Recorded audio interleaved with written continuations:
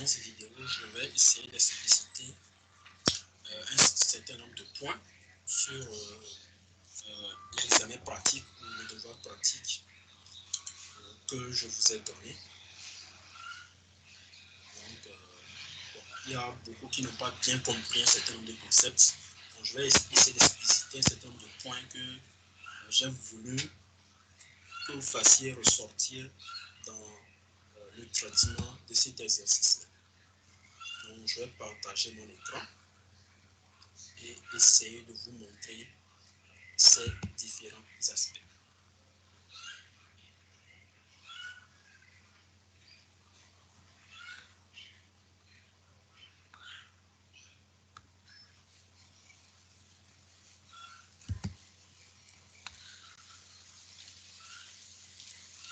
Okay. Donc, bon, voici l'exercice qui avait été donné. Et dans cet exercice, il fallait configurer un certain nombre de concepts que nous avons pu avoir dans cette première partie du cours CCNA. Donc, on va aller très rapidement parce qu'il y a, bon, je ne vais pas traîner sur un certain nombre de configurations que vous êtes censés déjà bien maîtriser, mais je vais juste porter attention sur certaines questions.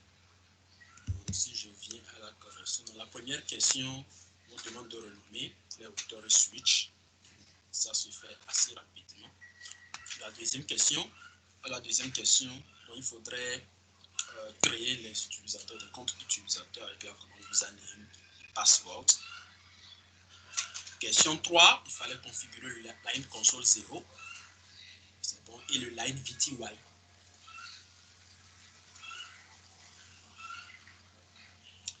Avec authentification via les comptes utilisateurs en utilisant le login local. Donc, on passe rapidement là-dessus. Donc, question 4. Bon, je pense que c'est déjà à partir de là que beaucoup ont eu des difficultés. Bon, nous disposons de 3 VLAN, le VLAN DMZ, Guest, local, avec leurs adresses spécifiques. C'est bon. Et nous avons un certain nombre de contraintes dans les visiteurs, le personnel peut se connecter sur le switch AP. Seul le personnel peut se connecter sur le switch local. Les visiteurs et le personnel ne doivent pas connecter au switch DMZ. Le personnel a un accès sans fil via l'AP Personal AP, les visiteurs via l'AP Guest AP. C'est bon. Donc, on nous demande de configurer les VLAN sur le switch local. C'est bon. Donc, la configuration des VLAN se fait uniquement que sur le switch local et on les réplique avec le VTP sur les autres switches. Donc, vous allez sur le switch local, vous créez les VLAN. C'est bon. Et vous configurez ce switch, c'est-à-dire le switch local en mode serveur, en mode VTP serveur. On va utiliser, bon, j'ai utilisé le domaine Cisco, donc chacun peut utiliser son domaine aussi. Et allez configurer les autres switches en mode client VTP. C'est bon. Donc vous allez configurer les autres switches en client VTP. C'est bon. Et comme nous l'avions dit pendant le cours, dans la configuration du VTP exige que les liaisons soient trunk. Donc, voici notre topologie. Voici le routeur local sur lequel on configure les VLAN, c'est-à-dire c'est le VTP serveur, et les switches DMZ, switch AP, core switch, ce sont des clients. Bon, il faudrait que les liaisons entre les switches soient trunk. Donc, entre local et puis core switch, la liaison doit être trunk. En switch AP et core switch, la liaison aussi doit être trunk. En DMZ et le core switch aussi, la liaison doit être trunk. C'est bon. Donc, on va s'intéresser d'abord aux liaisons entre local et puis core switch et switch AP et core switch. Pourquoi? Parce que dans notre topologie, il faudrait configurer une agrégation de liens entre le DMZ et le core switch. Néanmoins, on va quand même configurer le VTP client sur le DMZ en attendant de faire la configuration de l'agrégation de liens. Donc, lorsque vous faites la configuration du VTP client sur tous les autres switches, avec bien sûr, c'est bon, avec bien sûr la configuration du trunk sur les liaisons. Donc on peut vérifier aisément. Donc on peut vérifier aisément, par exemple, je viens sur le switch AP.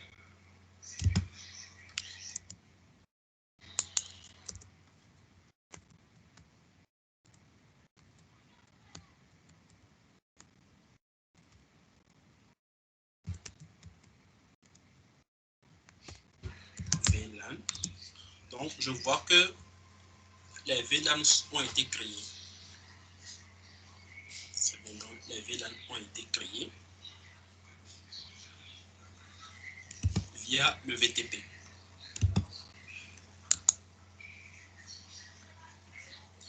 C'est bon. Donc ensuite, l'exercice précise de mettre les interfaces, c'est bon, les interfaces dans les VLAN requis. Donc quand nous prenons le switch local, il est relié au core switch sur le port F06. Donc tout d'abord, je fais la marge des interfaces F01 à 5. Donc je les affecte au VLAN 30. Le VLAN 30, c'est le VLAN local, c'est le VLAN du personnel. Ensuite, je prends du 7 au 24. Bon, je range ça dans le même VLAN. Pourquoi dans le même VLAN? Parce que nous avions dit que le routeur local, sur le routeur local, se connecte uniquement que le personnel. Et nous avions aussi sur le switch des ports Giga Ethernet, aussi que je range là-bas pour que toute machine ou bien toute autre connectée sur ce switch-là soit forcément dans le VLAN 30, c'est-à-dire le VLAN du personnel. Et sur le switch AP, donc voici le switch AP. Donc l'exercice dit que on peut se connecter via le sans fil, c'est bon, à ces deux points, à ces deux access points. Il y a un access point pour le personnel, un access point pour les invités. Mais les deux sont connectés sur le switch AP. Donc vous voyez que évidemment on va utiliser deux VLAN différents. Donc il faut brancher le port. C'est bon, le port qui est connecté au personnel AP doit être dans le VLAN 30 et celui du guest dans le VLAN 20. C'est bon, ça est dans le VLAN du guest et lui dans le VLAN personnel. C'est bon, donc il faut veiller à faire cette configuration. Donc c'est ça qui a été, cette configuration qui a été faite ici. Donc ensuite, on nous demande de configurer le DHCP sur le switch core switch. C'est bon. Pour les machines, donc les serveurs seront adressés statiquement, de même que le PC. Donc je viens sur la configuration, le serveur public, il a été adressé statiquement, bon, avec l'adresse 10.0.0.50.2/29. Donc c'est bien précisé dans le cours /29. Le serveur private avec l'adresse 50.3. Admin laptop avec l'adresse 20.2. Maintenant, tout le reste des équipements, sera configuré via le DHCP qui a été configuré sur le core switch. Donc, on va voir la configuration.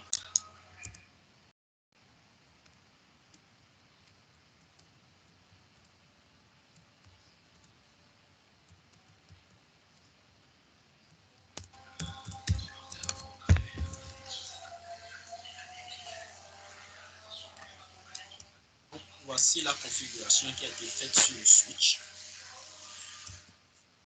C'est exactement la même chose ici. Donc, j'ai exclu les adresses qui vont servir de gateway. J'ai exclu les adresses qui vont servir de gateway. Et ça, c'est l'adresse de la machine admin, vu que cette machine a été adressée statiquement. Donc, je n'ai pas configuré le DHCP pour la DMZ parce que les deux serveurs ont été configurés statiquement. Donc là, je fais la configuration juste pour deux réseaux. Donc le réseau guest et puis le réseau local. Donc ensuite, il ne faut pas oublier ce point. Donc, il faut créer les interfaces VLAN pour les 3 VLAN et les adresser. C'est bon. Donc créer les interfaces VLAN pour les 3 et les adresser. Donc on va faire juste un test. Je prends PC3 par exemple. Desktop configuration.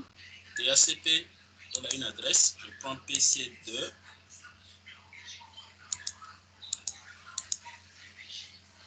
DHCP. Ok, donc le PC2 a eu une adresse de son VLAN. Le VLAN 20 a été configuré. Bon, le VLAN 30 plutôt, mais avec l'adresse 10.0.20 pour le réseau du personnel.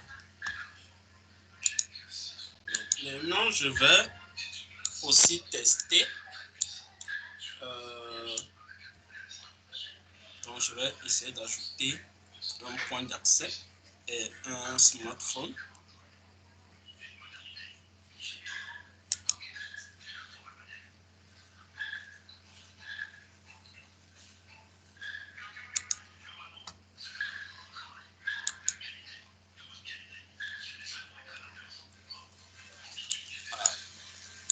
Je voulais qu'il ait carrément une qui se connecte au guest AP, mais c'est pas grave. DHCP.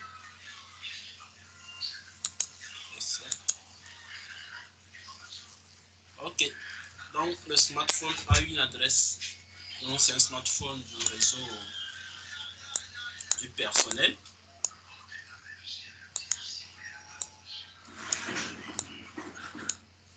Donc je vais un instant, je vais éteindre le point d'accès du personnel.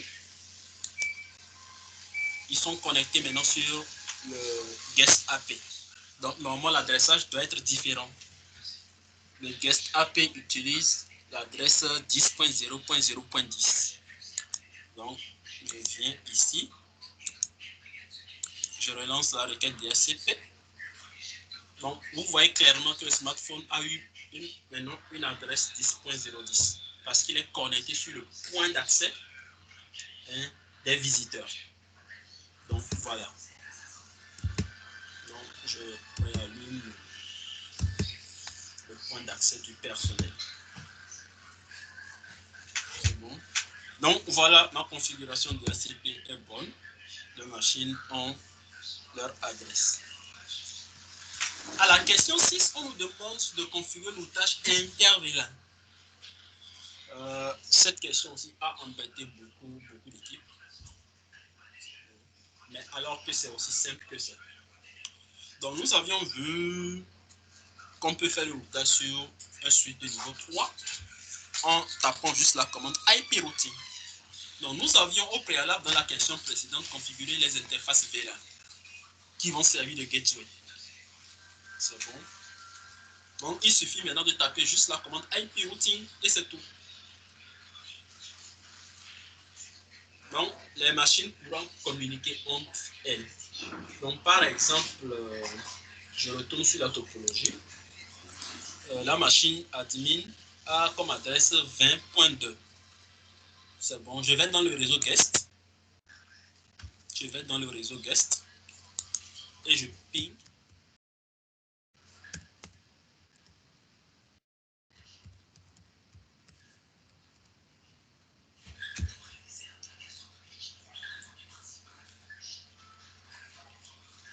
Ok, donc grâce au routage inter-VLAN, c'est bon, depuis le réseau guest, je peux pinguer le réseau local, bien le réseau personnel. Donc je vais faire un tracé pour qu'on voit la route qu'on pointe. On voit la route qu'on pointe les paquets.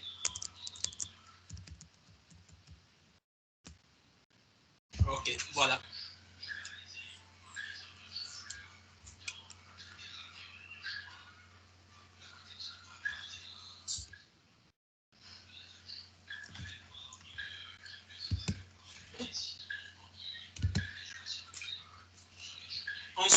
demande de définir la route par défaut vers le routeur. Observez très bien cette topologie. Le routage inter-VLAN se fait sur le core switch, c'est-à-dire le switch de niveau 3. Et ce switch est relié au routeur local. C'est bon. Donc, pour communiquer avec l'extérieur, nous devons forcément passer par ce chemin. Que nous soyons à la DMZ, dans le réseau local, ou bien dans le réseau guest des invités, pour communiquer avec l'extérieur, on passe forcément par ce chemin.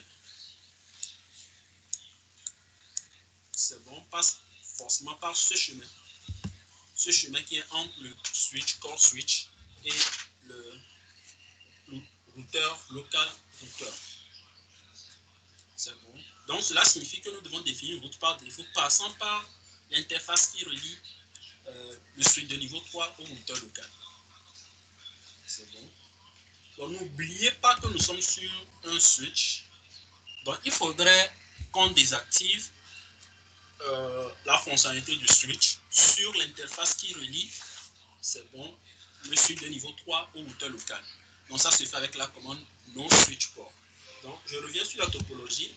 Donc l'interface qui relie le switch de niveau 3 au routeur, c'est l'interface F06. Donc je désactive le switch port sur l'interface. Bon, je désactive le switch port sur l'interface et l'interface va se comporter maintenant comme une interface de routeur et donner une adresse IP à cette interface. Donc, la topologie indique déjà l'adressage qu'il faut prendre. Donc, dans ce réseau, on n'a que deux adresses, le 1.1 et le 1.2. On va prendre le 1.1 sur le switch et puis le 1.2 sur le routeur. C'est bon. Donc, voilà. Donc, il faut adresser l'interface. Et ensuite, définir la route par défaut avec la commande IP route 0000 et préciser le nom de l'interface. C'est tout. Donc, tout paquet dont le chemin n'est pas clairement défini dans la table de routage du switch core, on va passer par ce chemin.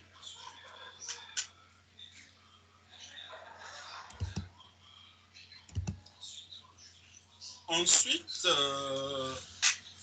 on nous demande de faire du path. C'est bon de faire du path. Nous disposons de deux adresses IP publiques. De faire du path et définir un chemin par défaut. C'est bon pour communiquer avec l'extérieur. Ensuite, configurer le routage pour les VLAN locaux. C'est bon. Donc, tout d'abord, il faut noter, il faut adresser les interfaces, définir la route par défaut. Donc, évidemment, quand nous venons sur la topologie, la route par défaut du routeur, c'est la route passant par S0001. Donc, vous définissez la route par défaut pour communiquer avec l'extérieur. C'est bon. Ensuite, configurer le path et définir les routes vers nos VLAN. Ce point-là est très important, donc c'est la question, configurer le routage pour les VLAN locaux. Donc sur la topologie, vous avez remarqué que nos VLAN ne sont pas voisins au routeur local. C'est bon, donc nos VLAN ne sont pas voisins au routeur local. Donc a priori, le routeur local ne connaît pas ces réseaux et ne peut pas définir un chemin vers ces réseaux. Donc cela nous oblige à faire un routage vers nos VLAN. Et ça se fait si simplement que ça.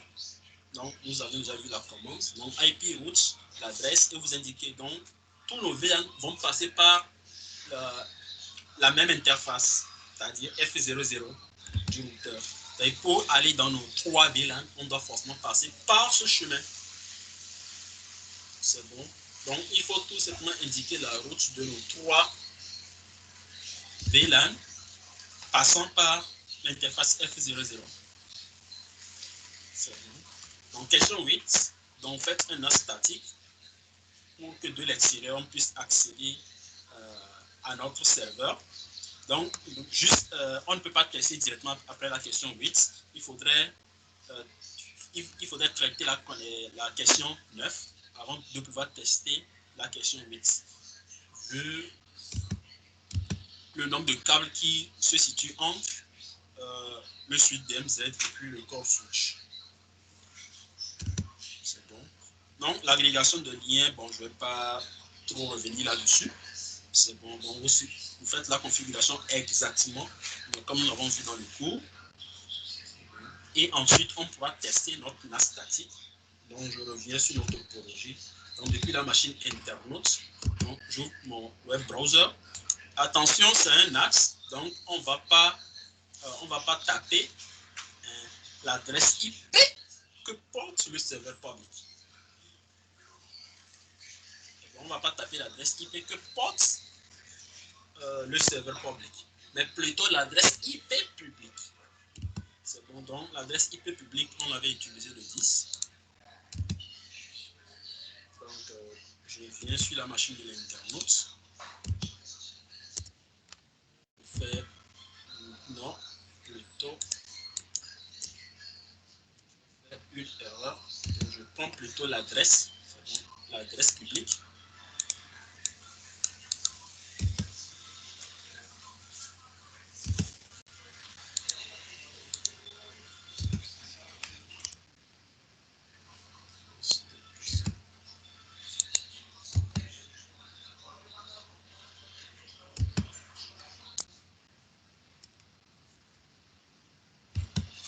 Et voilà, j'ai accès, c'est bon, au serveur public depuis l'extérieur. Donc, c'est grâce au NAS statique qui a été configuré. Parce qu'a priori, les adresses privées ne sont pas routées sur Internet. Donc, nous avons configuré un NAS statique pour nous permettre l'accessibilité depuis Internet. Donc, après la configuration du routage aussi, bon, il faudrait que les machines locaux puissent accéder à Internet. Donc, on va tester avec le serveur Google qui a été placé ici, avec l'adresse 43105010.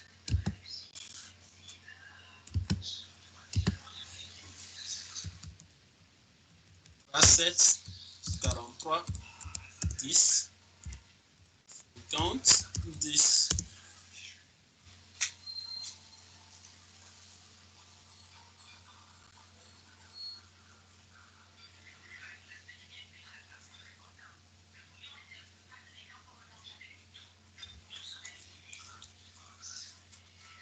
Ok, donc on voit clairement qu'on a accès, c'est bon, on a accès à Internet depuis le réseau local.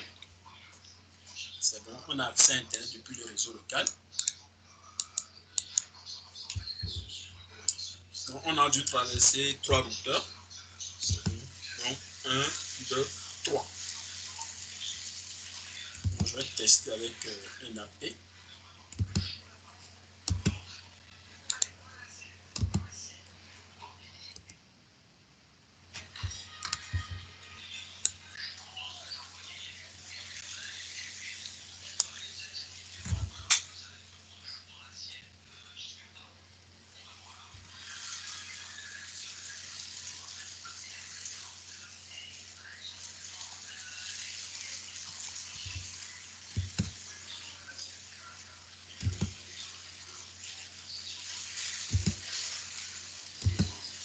L'adressage n'était pas bon, donc je refais l'adressage.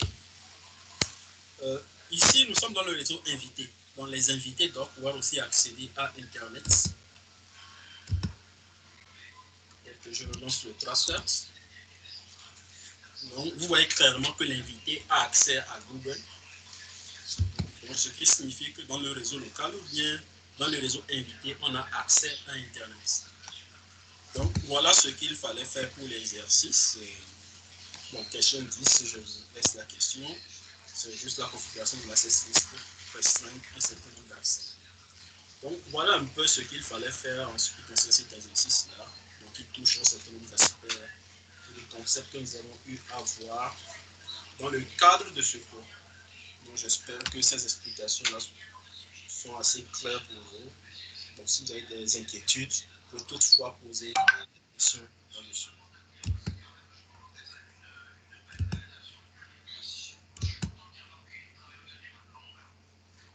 Donc, merci et à la prochaine.